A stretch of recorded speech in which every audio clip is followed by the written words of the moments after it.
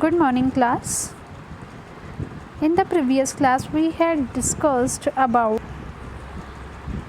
chapter number 2, Resources of India, जिसमें हम लोगों ने contribution of agriculture in Indian economy पढ़ लिया था and distributions of crop in India भी पढ़ लिया था हमने. फिर हमने पढ़ा था knowledge of types and method of farming, इसके बारे में पढ़ा था हमने. आज हम पढ़ेंगे टाइप्स ऑफ फार्मिंग. नो हम शायद ये भी पढ़ चुके हैं. जनरल फार्मिंग, स्पेसिफिक फार्मिंग, ये सब हम पढ़ चुके थे. आज हमको पढ़ना है, आज हमें पढ़ना है contributions of government agency in agriculture development. In 1966 and 67, a new era was started with the technological change by Green Revolution for the improvement of agriculture in India. Agriculture को improve करने के लिए नई नई टेक्नोलॉजीज आई और उसको improve करना था. और ये कब आई? 66 एंड 67 में. फर्स्ट है हमारी green revolution. Green revolution mean rapid increase in agriculture production by the use of seeds of high yielding variety, chemical fertiliser and new technology. Green revolution में क्या हुआ कि एग्रीकल्चर का जो प्रोडक्शन हो गया वो बहुत ज़्यादा इंक्रीज़ होता गया. केमिकल फर्टिलाइज़र का यूज़ किया गया, नई नई टेक्नोलॉजी यूज़ की गई.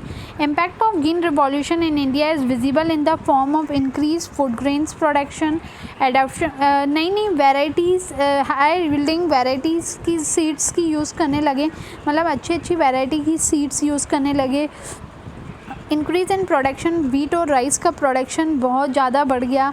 पंजाब में, हरियाणा में, उत्तर प्रदेश में, गुजरात में, Tamil Nadu, Andhra Pradesh and Telangana is due to the adoption of seeds of high yielding variety. इससे क्या हुआ? ज़्यादा अच्छी वैरायटी के सीड यूज़ करने से हमारे यहाँ पे प्रोडक्शन बढ़ गया वीट एंड राइस का इन जगहों पर. अब ये इसके कैरेक्टर हैं, क्या क्या ऐसा करा जो कि इससे इम्प्रूवमेंट हुआ. Using of high yielding variety seeds, use of chemical fertiliser, use of pesticides.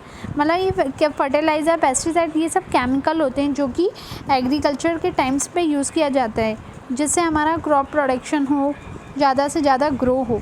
Extension of agriculture और मशीनरी टूल्स, ये सब नई नई मशीन्स, टूल्स, ये सब इम्प्लीमेंट करें.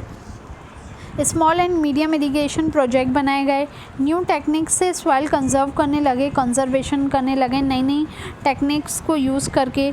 Encouragement to agriculture research and soil testing. फिर एग्रीकल्चर रिसर्च में हम सॉइल को भी टेस्ट करने लगे, सॉइल की टेस्टिंग होने लगी. To improve good facility for agriculture marketing. हम लोगों ने बहुत सारी फैसिलिटीज़ बढ़ा दी एग्रीकल्चर मार्केटिंग को लेकर. Extension of finance and loan facility for agriculture. फिर क्या हुआ कि हम एग्रीकल्चर के लिए लोन वगैरह देने लगे, फाइनेंस देने लगे ताकि लोग मोटिवेट हों और वर्क करें एग्रीकल्चर में. अब next is white revolution. White revolution क्या होता है? White revolution is closely related to animal rearing. White revolution जैसे ग्रीन रिवॉल्यूशन में हमने क्या करा? फर्टिलाइज़र का यूज़ करा, पेस्टिसाइड्स का यूज़ करा, नई नई टेक्नोलॉजी, मशीन्स का यूज़ करा. बट वाइट रिवॉल्यूशन में एनिमल रेयरिंग होता है, एनिमल के थ्रू हम प्रोडक्शन करते हैं. जैसे milk production with the help of dairy development program in rural area. Milk का प्रोडक्शन करने से क्या होता है? डेयरी डेवलपमेंट होता है. This is also known as operation flood. इसको ऑपरेशन फ्लड भी कहा जाता है. Government has develop new species of interbreeding local cow and cow of foreign race. Government ने क्या करा? जो हमारी न्यू स्पीशीज़ हैं, काउस एंड काउस हैं, उनको फॉरेन रेस मतलब बाहर जो है वहाँ से भी इनको लिया. फिर क्या हुआ? Which produce more milk. तो बाहर से जो हमारी काऊ परचेज़ करी गई, वहाँ से क्या हुआ? ज़्यादा से ज़्यादा मिल्क प्रोड्यूस हुआ. Dairy cooperative society were organize in rural area. इन रूरल्स एरिया में भी डेयरी कोऑपरेटिव सोसाइटी बनाई गई जहाँ पे क्या करने लगे? सोसाइटी कलेक्ट करती थी मिल्क और प्रोड्यूसर और मार्केटेड में वो बेचा करती थी, जिससे क्या हुआ? हमारा एम्प्लॉयमेंट भी हो गया और मार्केट में जो है कैश का फ्लो होने लगा. Loan and medical facility for animal are also given in. अब क्या हुआ, एनिमल से हम पैसा कमाते हैं, एनिमल से पैसा कमाते हैं तो एनिमल का हेल्थ का भी ध्यान रखना पड़ेगा, उनकी मेडिसिन्स का वगैरह का। तो ये सब क्या हुआ, वहाँ पर एनिमल के लिए भी लोन दिया जाता था ताकि उसकी अच्छे से केयर कर सकें। ये मिशन स्टार्ट हुआ था खेड़ा डिस्ट्रिक्ट में जो कि गुजरात में है एंड कवर्ड। फिर ये कहाँ कहाँ चला, महाराष्ट्र में चला, आंध्र प्रदेश में चला, तेलंगाना में चला, पंजाब में चला, हरियाणा, राजस्थान एंड उत्तर प्रदेश। सबसे पहले वाइट रिवॉल्यूशन खेड़ा डिस्ट्रिक्ट में चला जो कि वो गुजरात में है। ये हमारा चूज़ द करेक्ट बन के आ सकते हैं, मल्टीपल चॉइस क्वेश्चन में ये पूछ सकते हैं। Now start yellow revolution. Yellow revolution में क्या हुआ, स्ट्रेटेजी बनाई गई रिसर्च एंड डेवलपमेंट की of production of crop for edible oil and oil seed. मतलब इसमें क्या हुआ, क्रॉप एडिबल ऑयल और ऑयल सीड का जो है ज़्यादा से ज़्यादा प्रोडक्शन करा गया। India was self sufficient till 60s in oil seed. India जो है वो सेल्फ डिपेंड है, अपने मतलब इंडिपेंडेंट है, वो अपने ऊपर दूसरों पे निर्भर नहीं है, वो उसके पास इतना ऑयल सीड है कि वो अपना प्रोडक्शन खुद कर सकती है। In total cultivated land, negotiable use of manure and fertilizer, limited irrigation facility, increase population, no use of crop security and scientific technology. तो क्या हुआ कि इंडिया ने क्या करा, फर्टिलाइज़र से, लिमिटेड इरीगेशन फैसिलिटी से और इतनी ज़्यादा पॉपुलेशन के होने के बाद भी प्रोडक्शन किया। येलो रिवॉल्यूशन में क्या हुआ, हमारे पास एडिबल ऑयल और ऑयल सीड बहुत कम थे, मतलब कमी हो गई थी हमें ऑयल सीड्स की। तो इस वजह से इंडिया जो है वो प्रॉपर तरीके से प्रोडक्शन नहीं कर पा रही थी। देन फिर क्या हुआ हमारा, reduce the population in the country, various efforts have been, मतलब बहुत सारे एफर्ट्स डाले ऑयल सीड प्रोडक्शन करने के लिए। A technology mission was started 1987 and 88 by of government of India in which oilseed production achieve a major break। 87 और 88 में government ने एक मिशन स्टार्ट करा ऑयल सीड का प्रोडक्शन का, जिससे हमारी सोसाइटी को हेल्प हुई एंड हमारा एग्रीकल्चर रिसर्च इंस्टीट्यूशन में क्या करा गया, लोन प्रोवाइड करा गया एजेंसी को। Government has increase the facility of storage, distribution and declaration of support price of oil seed. Government ने क्या करा, स्टोरेज की फैसिलिटी दी, डिस्ट्रीब्यूशन की एंड सपोर्ट प्राइस, मतलब प्राइस को भी सपोर्ट करा। एंड ब्लू रिवॉल्यूशन क्या हुआ, अब next is blue revolution. Progress in production and productivity in fisheries sector in the country called. इसमें क्या हुआ, प्रोडक्शन करा गया और प्रोडक्टिविटी किसकी की गई, फिशरीज सेक्टर की। इसमें फ़िश वगैरह की कोई भी बात हो गई तो वो हमारा ब्लू रिवॉल्यूशन के अंदर आ जाएगा। फिर ब्लू फिश से कैसे याद रखोगे, फ़िश किस में होती है, समुद्र में। समुद्र का पानी कैसा होता है, ब्लू कलर का, इसलिए इसका नाम पड़ा blue revolution. India is the world third largest producer of fish. India जो है तीसरे नंबर पे आती है फ़िश को प्रोड्यूस करने पे। ब्लू से समझ में आ जाएगा फिशरीज प्रोडक्शन हुआ था इसका। A project is launch in 5 state collaboration with the world bank to increase fish production in India. एक प्रोजेक्ट लॉन्च हुआ था 5 स्टेट्स का, इसमें वर्ल्ड बैंक ने इंक्रीज़ करी थी, फ़िश का प्रोडक्शन बढ़ाया गया था। और it help in augmentation food supply, racing level, generating employment. इससे क्या हुआ कि प्रोडक्शन बढ़ गया तो हमारा एम्प्लॉयमेंट भी बढ़ गया, फॉरेन एक्सचेंज ज़्यादा होने लगा।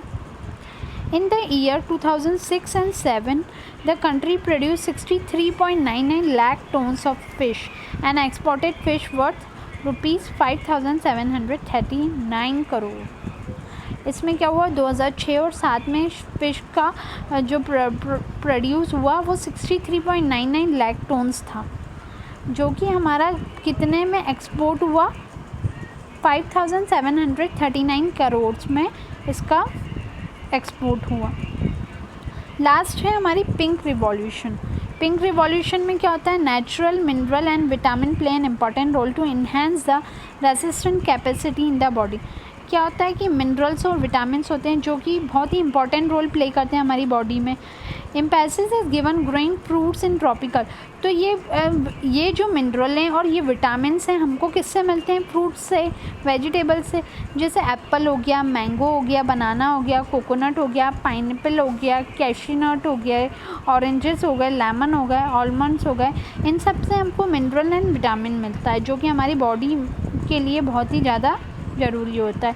Using the soil variety of climate, तो हम इन सब को ग्रो करने के लिए ये क्लाइमेट्स इस सॉइल का यूज़ करना पड़ता था।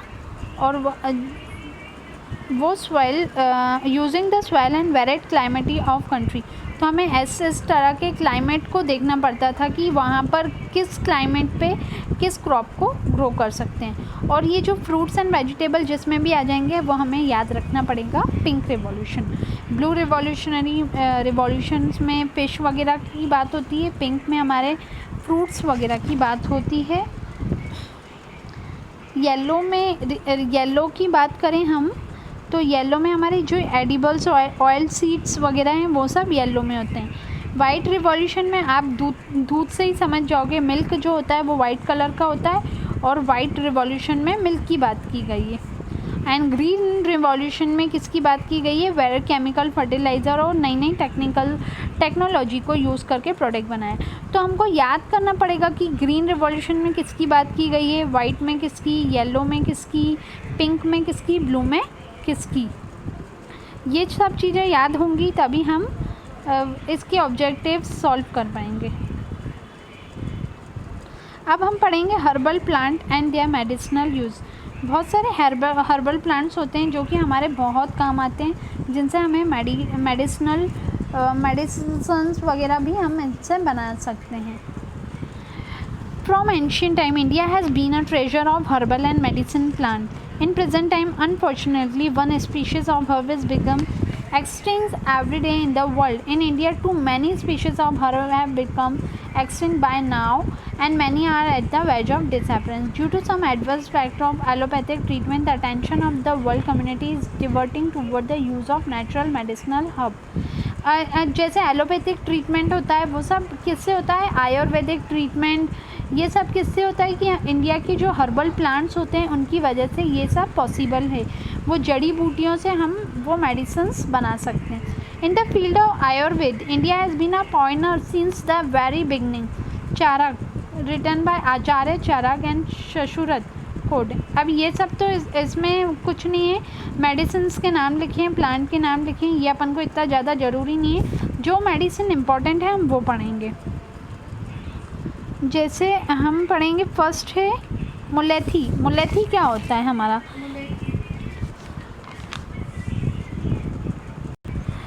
ये मुलेथी जो होती है ना, ये हम अपने खाने में खाते हैं। गरम मसाला वगैरह होता है तो उसमें ये डाली गरम मसाले के अंदर होती है। मुलेथी इज़ कॉल्ड मधुक। ये इसका जो टेस्ट होता है ना, स्वीट टेस्ट होता है। इट्स प्लांट इज़ जनरली 2 से 2.5 इंच की होती है, ग्रीनिश कलर की होती है, लीव्स की तरह होती है, ग्रीनिश कलर की होती है। And the flower are white and purple colour. इसका जो फ्लावर होता है वाइट और पर्पल कलर का होता है। Its roots and set mulethi are generally available in the shop of pansari in kirana market and can be purchase from there. हम पंसारी की शॉप से ये ख़रीदते हैं। और ये मेडिसिनल की chewing mulethi gives relief from throat disease. अगर आपको गले में प्रॉब्लम है तो ये मुलेथी उसके लिए बहुत ही अच्छी रहती है। And it also useful in healing of peptic ulcer. The application of its paste help quick bursting of it. मतलब जब भी आपको कोई दर्द हो जाएगा, हील होगा या दर्द होगा, तो वो तुरंत से ये क्विकली वो उस दर्द को या कफ या हार्ट डिजीज़ को वो एकदम से इफ़ेक्ट हो जाता है, मतलब एकदम से इलाज कर देती है अगर हम मुलेथी को लें तो। ग्वार पत्थर जो कि जिसको बोलते हैं एलोवेरा। अब ये क्या होता है? इट इज़ नॉन एज घराट कुमारी और Indian alloy. It is found in every part of India. The plant has plumpy and fleshy long leaves. Aloe vera तो सभी ने देखा होगा। इसकी जो लीव्स होती है लॉन्ग होती है, फुल ऑफ पल्प। उसके अंदर पूरा फुल ऑफ पल्प रहता है। पल्प मतलब क्या होता है? जेल टाइप डला रहता है उसके अंदर। जो इसकी लीव्स होती है वो 1 से 1.5 फीट लॉन्ग होती है, थिक मोटी होती है, 2 से 3 इंचेस इसकी मोटी होती है। Having small thorns which look pointed on that of saw it flower are red yellow colour. इसका जो फ्लावर होता है रेड और येलो कलर का होता है। It's leave they discharge some semi transparent pulpy liquid. और इसके अंदर जो अंदर बात करें तो पल्पी लिक्विड भरा होता है जो कि मेडिसिनल यूज़ के काम आता है। Juices of leaves mix with honey gives relief to. अगर हम एलोवेरा जेल के साथ हनी को मिक्स करके लें तो वो कोल्ड और कफ के लिए बहुत ही ज़्यादा आरामदायक रहती है। Applying it's pulp on the burn part of skin prevent the racing blister. जब अगर कहीं हमारा जल जाता है तो हम वहाँ पर एलोवेरा जेल को अप्लाई करते हैं तो वो तुरंत हमारा पेन ठीक हो जाता है, हील हो जाता है। It pulp is use in preparation of अब बहुत सारी कॉस्मेटिक चीज़ें आती हैं उसमें ये एलोवेरा जेल बहुत ही यूज़फुल होता है। और अगर हम अपने फेस पे एलोवेरा जेल लगाते हैं तो हमारी जो स्किन है वो शाइनी हो जाती है। It pulp is use in dermatological disease and also cures of blood. किसी को ब्लड डिजीज़ की प्रॉब्लम है, डर्मेटोलॉजिकल डिजीज़ है, तो उसको एलोवेरा जेल बहुत ही फ़ायदेमंद है। अश्वगंधा। अश्वगंधा क्या होता है? There are 2 kinds of ashwagandha, ashwagandha Nagori and a country ashwagandha. The height of Nagori ashwagandha इसकी हाइट की बात करें तो 2 से 3 फीट हाइट है इसकी। और दूसरी अगर कंट्री अश्वगंधा की बात करें तो उसकी 3 से 6 फीट हाइट है। ये लाइट येलोइश और ग्रीन कलर फ्लावर होता है। ये अक्टूबर से नवंबर के मौसम मतलब सीज़न में आता है। It roots are reddish. इसकी जो रूट होती है वो रेडिश कलर की होती है और जो इसका शेप्ड होता है 6 से 12 इंचेस लॉन्ग होता है। और पतला कितना होता है? 3 से 4 सेंटीमीटर बहुत थिक होता है। अब ये क्या होता है? मेडिसिनल यूज़ के काम आता है अश्वगंधा। ट्यूबरक्लोसिस या आई डिजीज़ हो तो उसके लिए ये बहुत ही फ़ायदेमंद रहता है। It also use as a tonic in treatment of asthma, weakness, high blood pressure and other disease. Asthma के पेशेंट को या किसी को वीकनेस है या ब्लड प्रेशर है या अदर डिजीज़ हैं तो उसको अश्वगंधा बहुत ही फ़ायदेमंद रहेगा। सर्पगंधा। अब सर्पगंधा क्या होता है? सर्पगंधा एक नेचुरल फॉर्म का मेडिसिन ही होती है। ये मध्य प्रदेश के वेस्टर्न पार्ट में मिलती है। इसकी हाइट लगभग हम बात करें तो 1.5 to 5 फीट रहती है। जो इसकी लीव्स होती है शाइनी डार्क कलर की होती है और ये सर्कुलर शेप में होती है। इसका जो फ्लावर होता है वो पिंक कलर का होता है and fruits are globular shape having a seed stone. जो इसकी जो बीज होते हैं ना वो स्टोन की तरह होते हैं, मतलब पत्थर की तरह होते हैं। Which get change into shiny black colour. और मतलब वो इसलिए वो चेंज मतलब शाइन करते हैं ब्लैक कलर में। अब इसको सर्पगंधा को हम मेडिसिनल यूज़ में भी ले सकते हैं। जो इसकी रूट होती है वो हमारे डिजीज़ बीमारी के काम आ सकती है। जैसे किसी को ब्लड प्रेशर की प्रॉब्लम है या रेस्पिरेटरी सिस्टम में कोई प्रॉब्लम है, हाइपरसिट्रिया है, क्लोरा है, क्रोनिक फीवर है, तो उसके लिए ये इसकी जो लीव्स हैं वो बहुत ही लाभदायक रहती हैं। अब हम ये जो इम्पोर्टेंट है वो पढ़ रहे हैं। ये तुलसी हमारे लिए बहुत इम्पोर्टेंट है तो तुलसी पढ़ लेते हैं एक बार। Everybody in India is well acquainted with the religious and scientific importance. तुलसी तो सबने ही सुना होगा। Okay, Rama and Shyama are 2 kind of it scientific importance है। यहाँ पे बोल रहे हैं कि रिलीजियस ये एक शब्द है। ये 2 से 2.5 हाइट रहती है इसकी, 2 से 2.5। ये इसकी जो लीव्स होती हैं बहुत स्मॉल होती हैं, ग्रीन कलर की होती हैं, ब्लैकिश कलर की भी हो जाती हैं कभी कभार। The plant sprout new shoot is top and which in beginning look green but later at mature stage they get change into a brown colour. पहले तो ये ब्लू कलर की दिखती है बट बाद में ये चेंज होके ब्राउन कलर की हो जाती हैं और कंटेनिंग कभी कभी ये ब्लैक कलर में भी चेंज हो जाती हैं। The plant recognise as a representative measure of many disease in India. Tulsi is most useful because of multifarious quality, it is also found in peculiar smell. इसकी smell की वजह से भी तुलसी को जाना जाता है और ये बहुत ही इम्पॉर्टेंट है, लोग इसको पूजा भी पूजते हैं। और तुलसी की जो चाय पीते हैं हम उबाल कर, उससे हमारा फीवर या थकान, थ्रोट पेन, गले में दर्द, अगर हम तुलसी के साथ हनी मिला के या टर्मरिक को मिलाकर पानी में अगर इन सबको उबाल के पीते हैं तो इससे हमारा अस्थमा, कोल्ड, कफ ये सब दूर हो जाता है। The juice of its leave is very useful in common disease of children. छोटे छोटे बच्चों को कोई भी छोटी बीमारियाँ हो जाती हैं ना, कोल्ड कफ की, तो उसमें क्या करते हैं, हम बच्चों को तुलसी का पानी पिलाते हैं। आंवला सभी ने देखा होगा, आंवला की भी एक अपनी अलग वैल्यू है। चलो अब एक काम करते हैं, आंवला हम नेक्स्ट क्लास में पढ़ेंगे, बहुत ज़्यादा हो जाएगा। आंवला पढ़ेंगे हम नेक्स्ट क्लास में, उसके बाद हल्दी, आंवला और नीम के बारे में हम नेक्स्ट क्लास में पढ़ते हैं। सो आज के लिए इतना ही है।